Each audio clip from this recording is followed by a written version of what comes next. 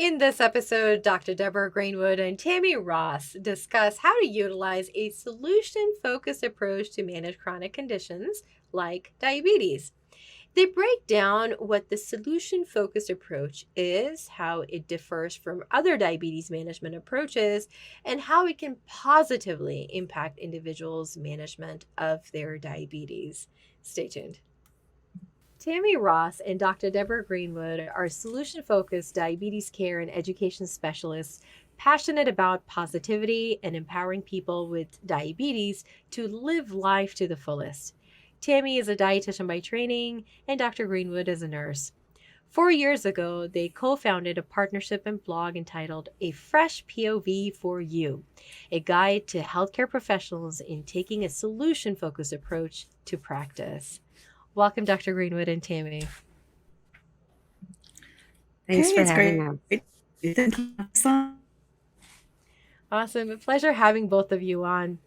Dr. Greenwood, and welcome back, Tami. Of course, you've been part of our podcast before.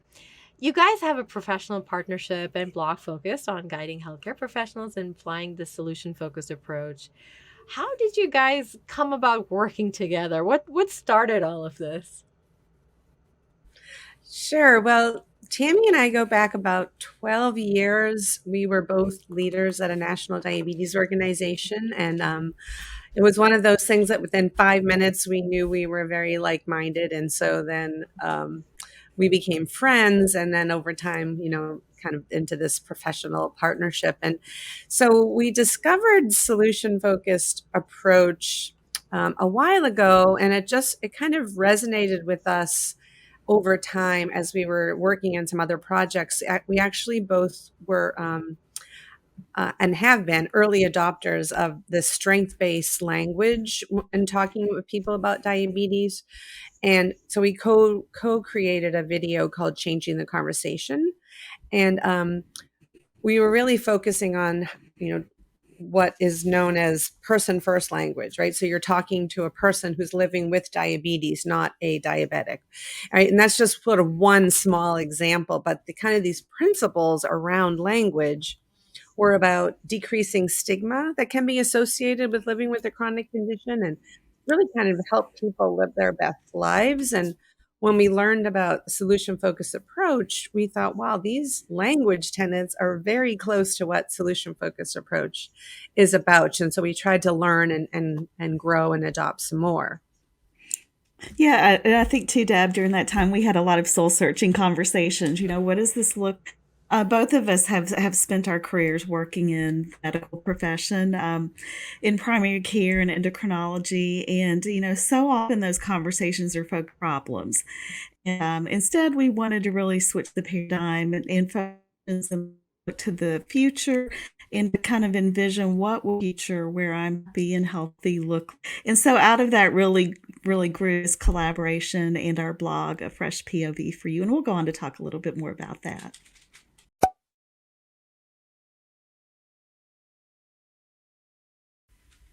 Which of course takes me to what exactly is the solution focused approach, and then also more specifically, how is this approach different from healthcare professionals and how they treat patients today?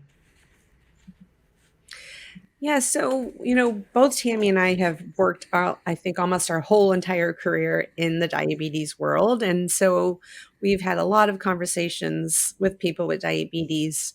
And we heard really loud and clear that, again, this blame and shame conversation happens a lot. And so the conversations when people are talking with healthcare professionals about diabetes tend to make people feel bad, right? Because there's a lot of negative talk and, almost like they're not working hard enough, they're not trying hard enough, everything's bad.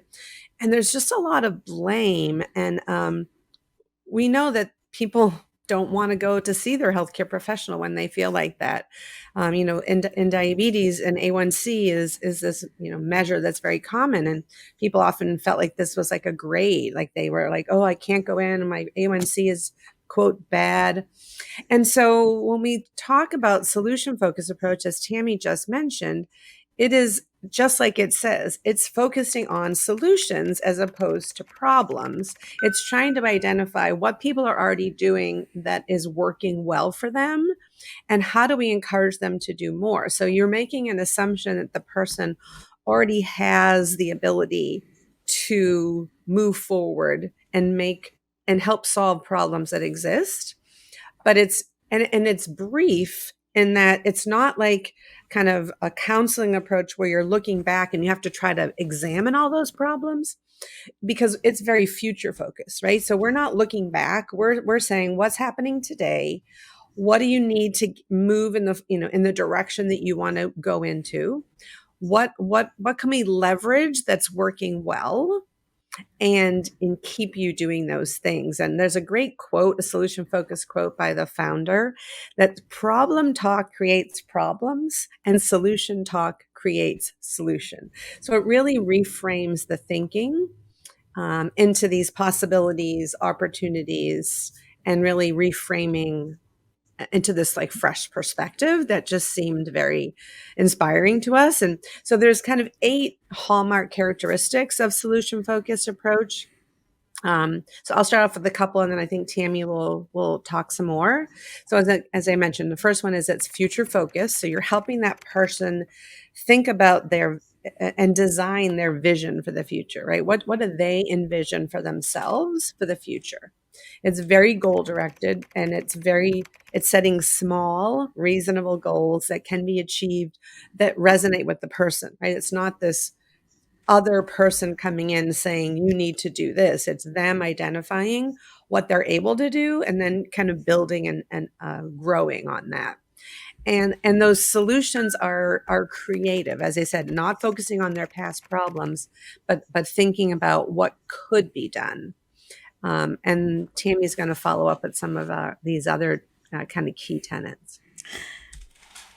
Yeah, I think one big difference is the idea of think partners. So, as healthcare professionals, a lot of times our patients will go in to see their provider or their diabetes care and education specialist, and they may get a list of things that you need to walk 150 minutes a week, you need to lose 15 pounds, you need to, eat more vegetables, whatever it would be. And so it's more a prescriptive type approach rather than a think partner approach. And with that, in solution focused practice, we actually step alongside our patient or client. And as Deb said, we, envision what is the future going to look like? What do you want your goals to be? What's going well? How can we do more to accomplish that vision for the future? So it's a think partner rather than kind of hierarchy of medical professional and client. I think another big hallmark is solution focused practice leverages exceptions. And so the founders of solution focused practice really share exceptions are those times when a problem could have occurred, but somehow it didn't. And so it makes me think about a patient that I worked with a year ago. And in his visit, we learned that he was taking medicine. He was able to do that about half time. And so in exploring that, how were you able to take your medicine? What was going on that day? How can we do that more often? So through that conversation, what we learned is that he was successful with taking his medicine when he put it in his pocket and took it to work with him. And so in the partner and us through this situation, he decided to put his diabetes medicine with his key so that when he left for work, he could put both in his pocket. And visit, he taking his medication much more often. And so I think that's an illustration of the thinker as well as leverage exceptions and doing more of what is already effective. People want to learn more about these. We have to address these.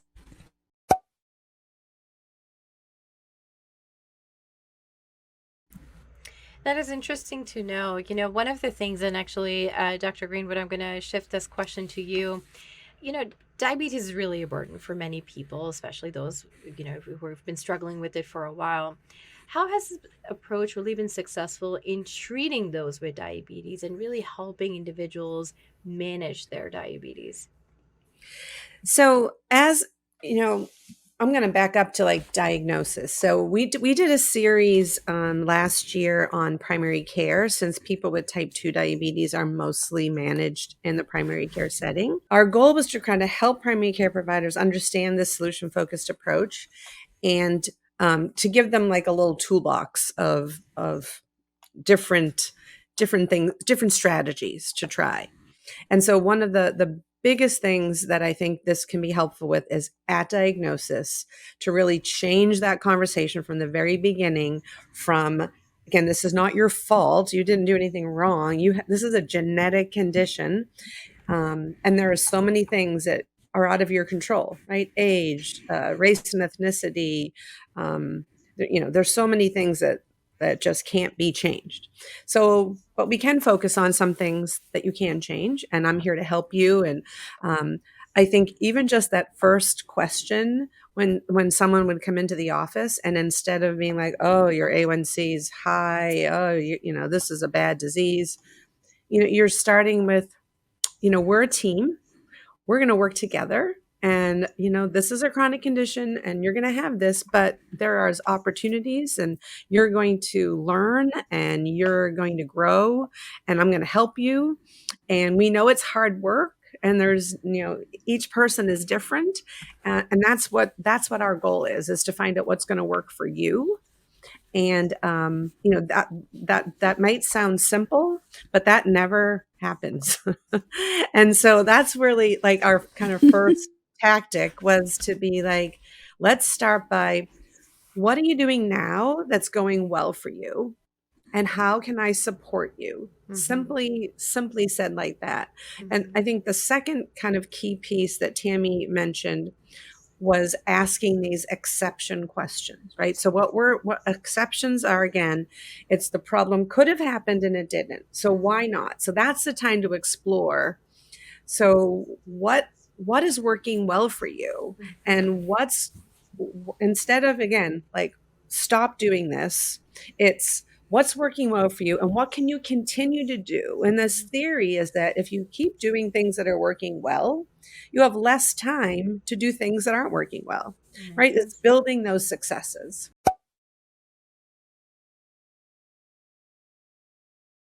And Tami, over to you. I mean, some of the keywords really within this type of therapy include things like hope, motivation, resilience. You're really using that positive language. How can healthcare professionals really guide their patients who don't have the hope or motivation to really feel that way, and really be able to, cope with that, with their diabetes? I mean, I think you bring up a really important point. Hope, motivation, and resilience are words that we have heard over and over through our research, different focus groups that we've done. And I think the really important point is, in order to have hope and motivation, you have to be resilient. And so when we talk about resilience, what that means is it's really the ability to bounce back. When something difficult comes your way, you're able to bounce back, or you're able to through it and still hold your head up. And so as the diabetes, face challenges each day, building that resilience in the end helps to have hope and motivation to keep moving forward. And so I think those three words really are linked. And you mentioned the word hope. And, it's been said that cope is just one letter away from hope. And so by building resilience, we're helping our patients and clients really to have hope in that positive focus for the future.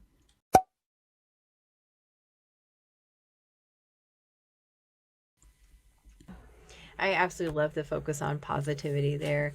Now, you both did a research study titled Applying a Solution Focused Approach to Life with Diabetes.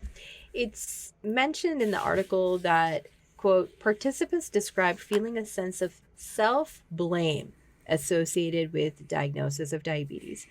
How does your solution focused therapy and this focus on it really help shift this mindset away from the self blame? Yeah. So, I think Deb's going to take that one. Yeah, just to share a little bit more. So there's one of the tools in the solution focused toolbox is called the miracle question. And it's an exercise, again, to help people do that future visioning. And so when we did our research study, we actually did it over Twitter, and we walked through a miracle question approach to then be able to see how this approach resonated with people. And so we modified this miracle question for diabetes, and we said, so if you could fast forward to a time where you feel satisfied with your diabetes management, what will be different in your life that will let you know things are better? Right. So then there's a series of questions that we're drawing them to help to be optimistic, to think about the future, to then think about the small steps that they can do, again, doing more. And so there's a process to go through this. So we asked a bunch of questions about that. And so during that process, one of the questions was, what strengths do you have to help you manage your diabetes every day? And that's where we really started to hear people talk about things like resilience, and people started to, kind of narrow down on the different things that sort of bubbled up during this. And so we identified that people do, internalize all this comment around, it's your fault that you have diabetes. And so there's a lot of that. And this process sort of bubbled up that it really was a different way of thinking. And so they felt more self-compassion, the way that these questions were talking about diabetes, and they could envision themselves being resilient by the way these questions were phrased, and kind of the emotions that they were bringing up. And so at the end of the question, the research, by the end of the research study, these 5 themes emerged. And what do people want at the end of the day is they want more of their own living their life, and they don't want diabetes to be the focus, right? They want to have less time thinking about diabetes. They want to have laughter and humor. They want this self-compassion. They want support, and just to do things differently. That what you said right there toward the end just really resonates with me, Dr. Greenwood. In fact, as you know, we do some diabetes related programming and pre-diabetes related programming. And in fact, one of the things that we learned early on as well around it was that people don't like the label diabetic. They don't want to be labeled as this is a person who has diabetes. There's so much more to life than that one label. And in fact, that's one of the reasons why we're Yumlish and not even Yumlish Health, because it's about food. It's about togetherness. And when we talk about that, and Tami, this next question is for you. How does a solution focused approach, how is it suitable for people with diabetes? And is it only people with diabetes, can also be applied to other groups? And then how would they benefit from it? Yeah, so a solution-focused approach can be used in different areas of healthcare, for instance, and it's just really made its inroads into the area of diabetes here in recent years. But with that, it could be used with anyone. For years, when I see patients, one of them is, so what's been going well in your life? It may be health, family related or whatnot. It really starts that visit off on a positive note. So no matter what the health or condition may, our colleagues can certainly use this solution focused approach to this. In the area of nutrition, a lot of times we look at what kinds of changes offer you to help blood sugars in target. And very often, our patient clients to come back. Well, I've seen that when I spend more time in range, blood sugar, and so I think, yes, diabetes world, it certainly can be beneficial, but in other areas as well. I'm not sure I answered the second part of your question. So, what was that in regard to? Yeah, I think, and this actually leads me to the next part of it of like, how can someone benefit from it? And what I'm also hearing you say, Tami, is that a lot of this approach is really focused on psychological ways, right, to tackle that diabetes distress.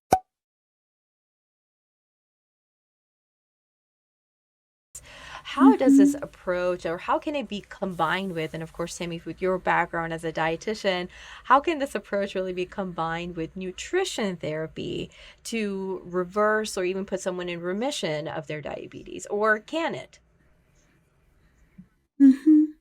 Yeah, I really like that you mentioned remission, but the majority of individuals that have diabetes either have prediabetes or type 2 diabetes. And what we know is that lifestyle change, medications, there's a number of different factors that come into that can bring blood sugar back into the non diabetes range.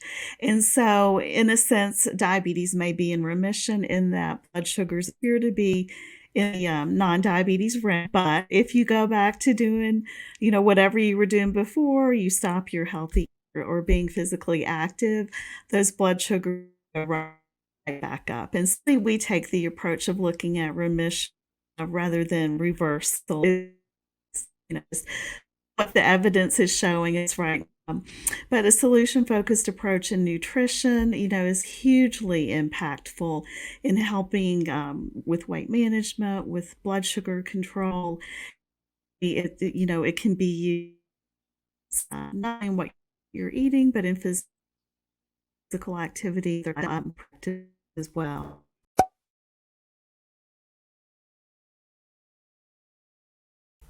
I love it. And I'll just throw this question out there, as you've sort of taken on this approach, how have healthcare providers responded back, and what has their response sort of been from what they're used to doing and the way they deliver care today versus this approach and adopting some of the principles within it? What are some of the things that you hear from healthcare providers, be it primary care providers? I would think that would Mhm. be sort of that main audience, but what are you hearing from them? Tammy, I'll pose that to you first and then to Dr. Greenwood. Sure.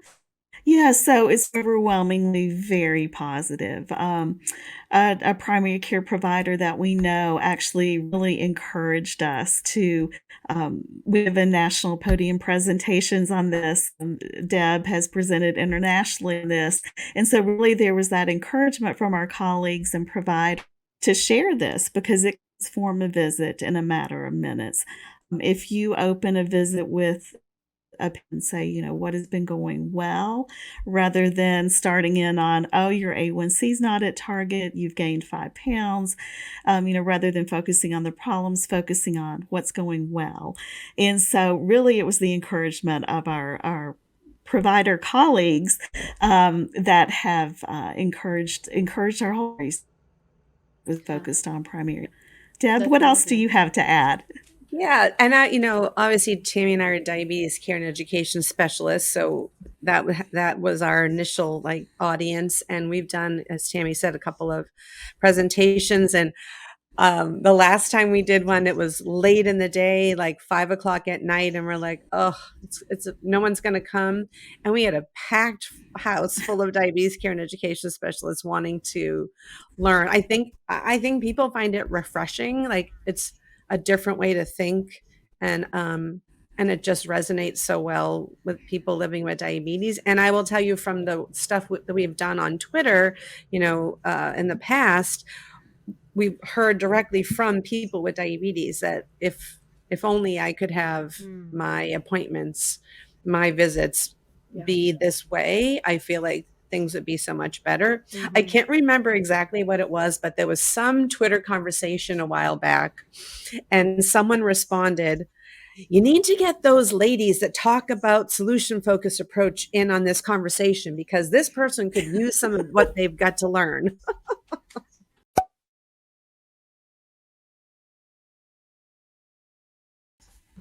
I love it. I absolutely love it. And so, to what you also said, and Tammy, this question is back over to you. I'm going to try to squeeze it in 30 seconds here. But real quickly, Tammy, if I am a patient Sure. listening to this podcast, right, today, how do I change that conversation with Mhm. my PCP? at my next appointment? What can I do differently to move the conversation in that way? That's a really good question. Think about it from a patient perspective, the visit with here were some of the goals you gave me, but here's the progress that I made. Here's what's going well.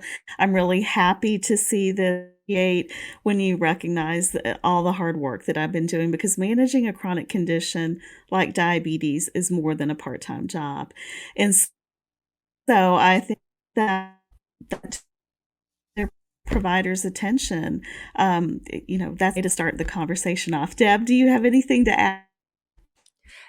I mean, I think just to encourage people to self-advocate, that I know it's hard, but to ask for what they need. And, if sometimes that means finding a different provider that has a different way of thinking about things, maybe that's the right choice as well.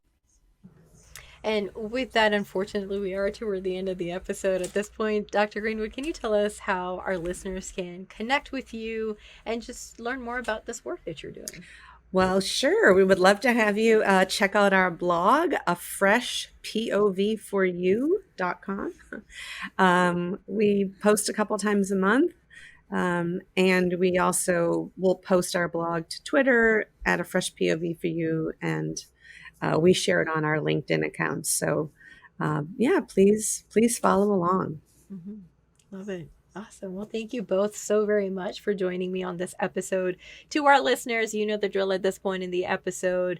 You will head over to our social media and answer this quick question. Have you or a loved one tried a solution-focused approach with your primary care with a physician to really manage your chronic condition? And if so, we'd love to hear about your experience and how it worked out for you. So again, head over to our Facebook, our Instagram, find this podcast post, and again, answer this simple question. Have you or a loved one tried a solution-focused approach with your primary care, and how did it work out for you? We will continue the conversation there. With that, Dr. Greenwood, Tami, thank you so very much for your time again. Thank you. Thank you.